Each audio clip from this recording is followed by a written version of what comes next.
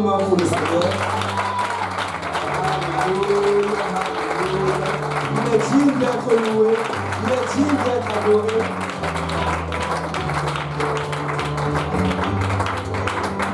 Alléluia. Alléluia. Bon, le pasteur me fait passer l'annonce que les enfants doivent descendre dans le sous-sol.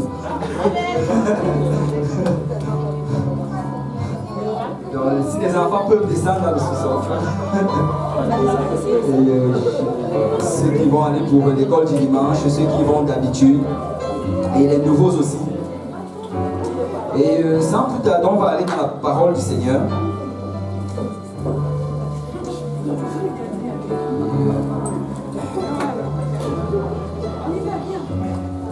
Alléluia. C'est toujours un privilège d'être dans la maison du Seigneur.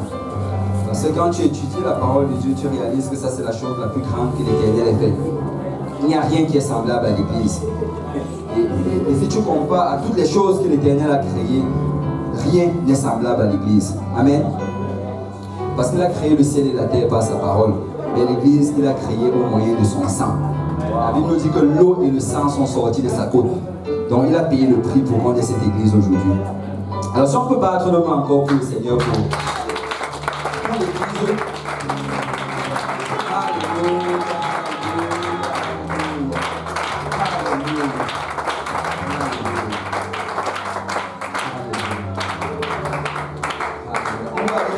Seigneur dans le livre de Luc chapitre 21.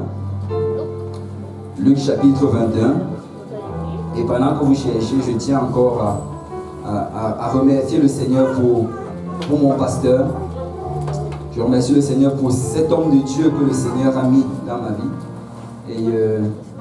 Et j'encourage vraiment chacun d'entre nous à être reconnaissant au Seigneur pour cela.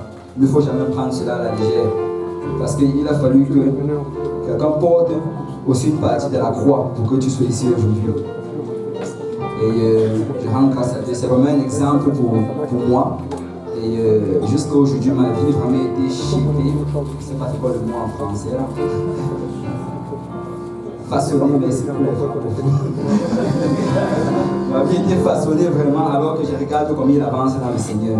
Et je rends grâce à Dieu pour cela. Et je rends grâce à Dieu pour chacun des hommes de Dieu ici présents qui travaillent dur pour l'œuvre du Seigneur. Le pasteur Luc, le pasteur Serge et tous ces hommes-là, même s'ils ne sont pas pasteurs, le pasteur Abou aussi, et tous les autres qui enseignent la parole de Dieu à travers la ville. Merci Seigneur pour cela. Et je rends aussi grâce à Dieu pour ma femme.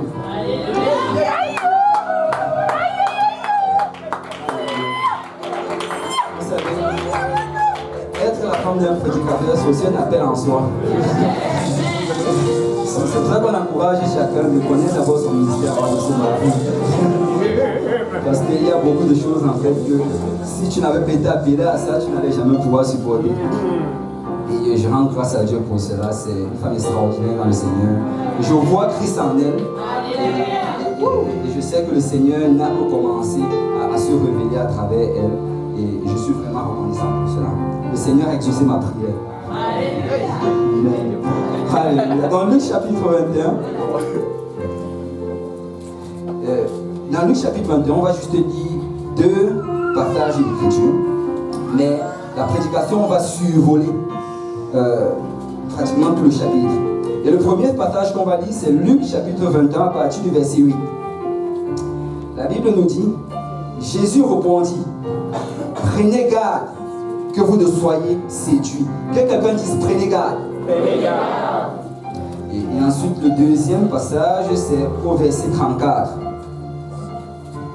Jésus dit encore une fois de plus, prenez garde à vous-même, de crainte que vos cœurs ne s'appétantissent par les excès du manger et du boire, et par les soucis de la vie, et que ce jour ne vienne sur vous à l'improviste. Que quelqu'un d'autre dise, prenez garde. Prenez garde. Amen. Alors on va aller vers le Seigneur en prière. Et le titre de ce message, c'est prenez garde. Prenez garde. Tiens quoi ton voisin, prends garde. Tiens ton voisin, fais attention, prends garde. Alléluia. Alléluia. Je vais demander au pasteur de prier pour le Seigneur. Prions tous ensemble. Père Céleste, nous te rendons grâce encore une fois, Papa, pour ton amour, ta bonté, ta fidélité.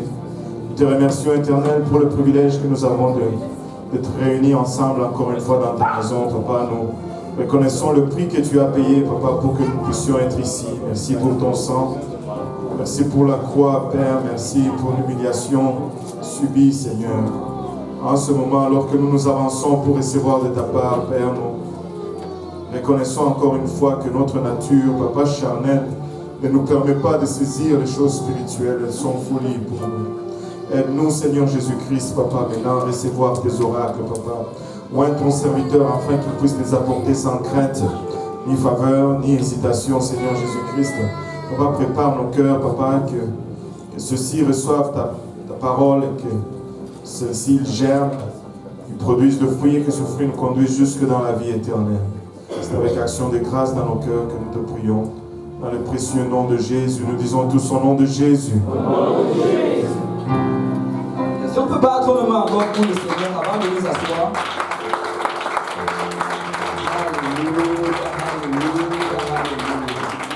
Alléluia. Amen. Vous pouvez vous asseoir dans la présence du Seigneur. Dans Luc chapitre 21, une question est posée au Seigneur. Et si tu regardes, on va aller dans Luc chapitre 21 à partir du verset 5. Alors la Bible nous dit que comme quelques-uns parlaient des belles pierres et des offrandes qui faisaient l'ornement du temple, Jésus dit, les jours viendront où de ce que vous voyez, il ne restera pas pierre sur pierre qui ne soit renversée. Alors il était en train de regarder le temple, ce magnifique temple qui se trouve à Jérusalem.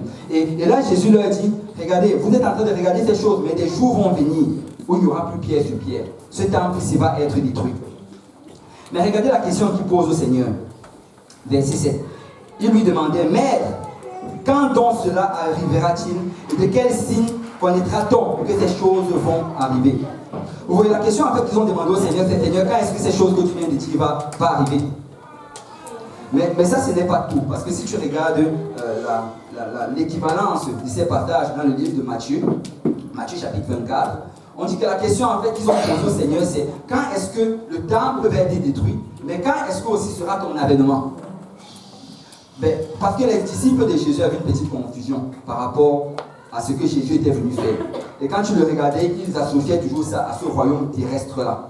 Dieu lui disait que parce qu'ils associaient, ils se disaient que ces deux choses vont se passer au même moment. Mais en fait, ça n'allait pas se passer au même moment. Et le Seigneur commence à leur expliquer cela. À partir du verset 8, il dit, Jésus répondit, prenez garde. Ne soyez pas séduits. Car plusieurs viendront en mon nom disant, c'est moi et le temps approche. Et ne les suivez pas. En fait, qu'est-ce qu'il est en train de dire? Il est en train de parler de ces personnes-là qui aujourd'hui viennent se présenter comme étant Christ. Et vous savez, il n'y a aucune génération dans laquelle ce phénomène-là s'est produit comme dans la nôtre. Si tu regardes partout, tu vas réaliser qu'il y a un Christ quelque part. Chacun va venir se présenter comme étant Jésus. Ils vont venir avec des longues robes blanches, avec des longs cheveux et avec un peu de barbe. Ils vont dire qu'ils sont Jésus. Jésus qui est revenu. Il y a des adeptes qui vont les suivre. Amen. Tu vas regarder cela, il y en a pratiquement partout. Et le frère nous a parlé de ça l'autre jour. Il y a même déjà des femmes qui se font passer pour Christ. Une femme vient dire que je suis Christ. Dans tous les cas, eux aussi ils ont les longs cheveux comme moi. Il y a des faux Christ partout, tout à travers le monde. Et le verset 9, Jésus donne encore un autre signe de son avènement. Il dit, quand vous entendrez, que quelqu'un dise entendre, parler de guerre et de soulèvement. Vous savez, la prophétie ici se trouve dans entendre réellement. Quand tu vas entendre parler de guerre et de soulèvement.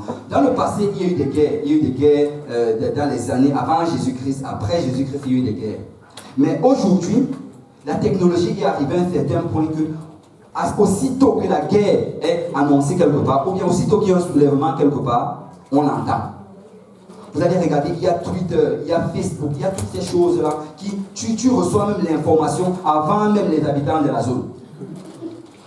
Nous allons entendre qu'il y a des guerres et des soulèvements. Et non seulement cela, mais il y a beaucoup de guerres et de soulèvements en ce moment. Tu regardes, quand on parle de guerre et de soulèvements dans cette partie-ci, on est en train de parler de guerres civiles, on parle des soulèvements dans le pays, des guerres internes.